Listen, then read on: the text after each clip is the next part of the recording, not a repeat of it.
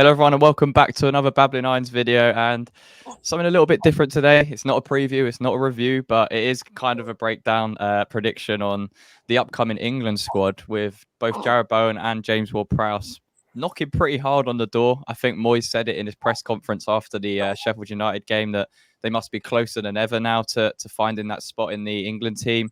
You know, we've got another international break coming up in a couple of weeks' time. Let's start with James Ward-Prowse first before we move on to Bowen, because Ward-Prowse's form has been, it's been better than I think most of us ever kind of imagined him doing coming in. And, he's been very, very, very impressive. And you see the likes of, Phillips being picked in midfield. Does Ward-Prowse kind of deserve that chance back in the England team again? What's your opinion on it at the moment? So, just to be clear, I am 100% club over country, and I ain't that bothered about England. Yeah. At all. However, I think Ward-Prowse not being picked, or in fact, any England midfielder not being picked over Calvin Phillips is beyond disrespectful. The guy has hardly played any football. I think the most football he's played in anger was yesterday when he came on as like a 70th minute sub. How you can legitimize a selection for a player that does not play because you're basically trying to treat your international setup like club football. It's beyond ridiculous. You're going into tournaments. Arguably, you need to have players in form who can bring you something different. Calvin Phillips is a defensive foil, but as we've seen with Ward-Prowse, he can play that defensive side, but also he gives you something that I don't think anyone has in the England setup, in that he has the ability to be a threat from set pieces, whether that's from a delivery or a shot on goal. And as he's shown this year, he's also breaking from deep in an actual goal threat as well. I mean, he's got 5 goals and assists so far in the Premier League this season for us. 2 goals, 3 assists. Didn't get one against Sheffield United, so he should probably drop now, because that's an How dare he? that's an appalling drop off in performance. But no, in all seriousness, I think it was disrespectful for not to be picked. If you're in that much form as a player, and the player that has been picked ahead of you hadn't even seen, really a minute's worth of football this season, it's just beyond disrespectful. So I think to any England midfielder who is playing and is in form at this point, but in particular to Ward-Prowse, because name another midfielder bar Jude Bellingham who had been scoring and assisting in such a manner. It's impossible to pick out. And also someone like Jordan Henderson is still picked. He's gone to Saudi, and he's not. He's not on the same level as what Ward-Prowse is performing at. And it's like the Mark Noble snub, isn't it? When he was statistically, he was the best English midfielder that season in the 15-16 season, and didn't then get picked for the Euros, and yet was playing out of his skin for West Ham.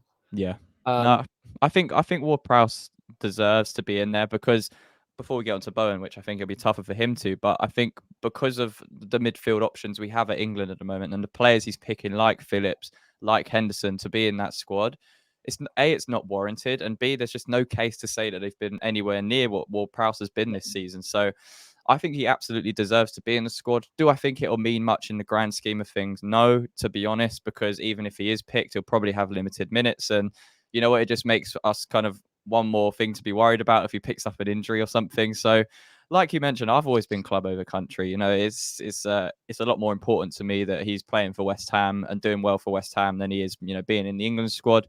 It was a bit different with Rice because he was just so much better than the others, and he deserved to be a starter for England, and one of their key players, and he has gone on to do that. So I think with Ward-Prowse, yes, he should absolutely be in the squad based on his form so far this season. And, I would be surprised if he isn't. But with Southgate, you never know who he's going to pick. He has his players that he stands by, and he will pick every time. So, yeah, it's going to be difficult for him. Favorites, isn't it? It's like that same kind of conversation. He has his favourites. And as I say, it's trying to build a club mentality within an international setup. And as a result, 2 players who you could quite conceivably argue are not warranting a position, are taking positions that players who are playing well, yeah, and someone like Ward-Prowse, if he'd have turned around and said, "Look, if this is how the selection process is, I might as well retire from international football," you wouldn't have blamed him, because it was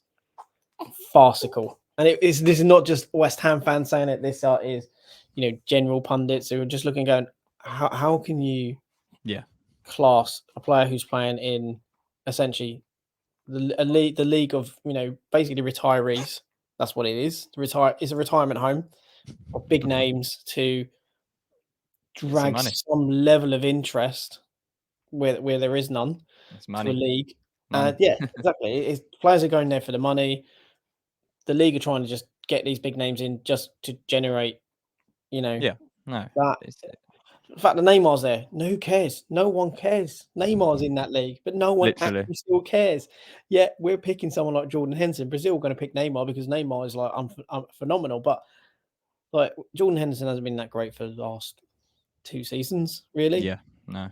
Has definitely been slowing and going off the pace. And Calvin Phillips has said it for ages. Like, when West Ham fans were calling out for him, why would you want a player who's only managed about 800 minutes in, well, I think about 1,600 minutes in about 2 years?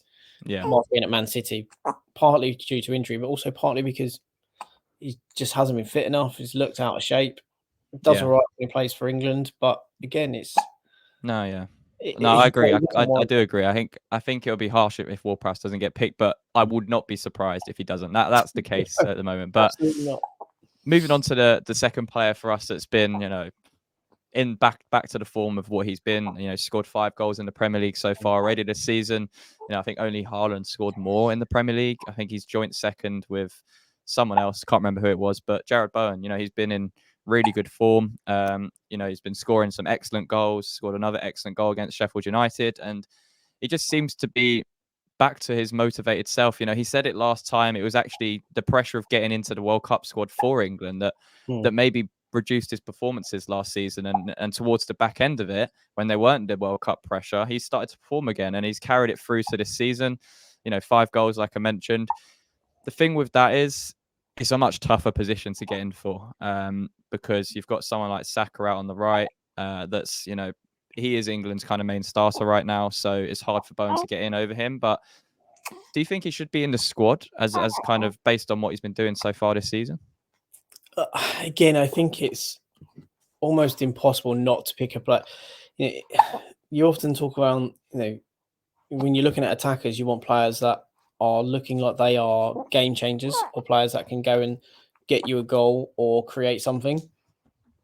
Bowen's doing that this year. Yeah. He's done it in the big games against bigger teams as well. Again, as we say, he's not going to get in over Saka. That would be ridiculous to suggest he will do. But as an alternate, and as a player to have as, again, a goal threat from the bench, absolutely should be part of it. We're not probably blessed at the moment with right wingers in form besides Saka. And obviously Bowen. Sancho his career has just dived off. Rashford is not going to play on the right hand side. So when you start looking at English wingers, there's not a huge abundance of them. Yeah, it's only really off the top of my head that I'm thinking of is Sterling, and even he doesn't really play right wing for England anymore. So no, exactly, and it's Sterling kind of plays in this false kind of 9 role, and you obviously having a rotation of the front 3, and he we kind of, again, Harry Kane arguably plays up top with another, with Sterling, if he's in form and getting picked, but. If he doesn't get picked, you kind of looking at, well, what has he got to do? Because you are then clearly picking players based on their name and form of reputation. Sterling has been much better, but Chelsea are playing appallingly. He's not really putting up any trees. He's had a couple of good games. Last month, Chelsea didn't score a single goal. I think, fair enough, they only played about 2 games last month, but still, they didn't score a goal last month. And, we've got Bowen, who is scoring and assisting at the moment, causing mayhem for teams. And I think with Bowen, with Bowen, he was in that England squad and he deserved to be in it. He worked very hard to get into it. It kind of got to a point where Southgate had no choice but to bring him in, just because of his form. And I feel like it's getting to that point again. So far this season, like you mentioned, he's done it in the big games. Not fair enough. He scored a really nice goal yesterday or day before against Sheffield United, but he's still come alive in the big games.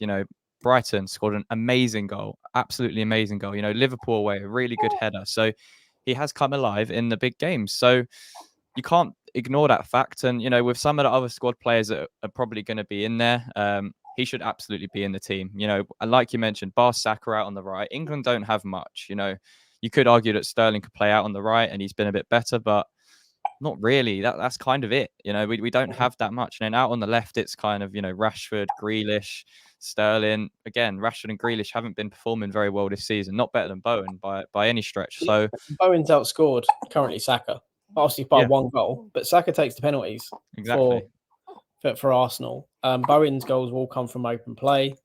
I think one of them might have been off a set piece, but only Heung-min Son and Haaland scored more goals than him this season.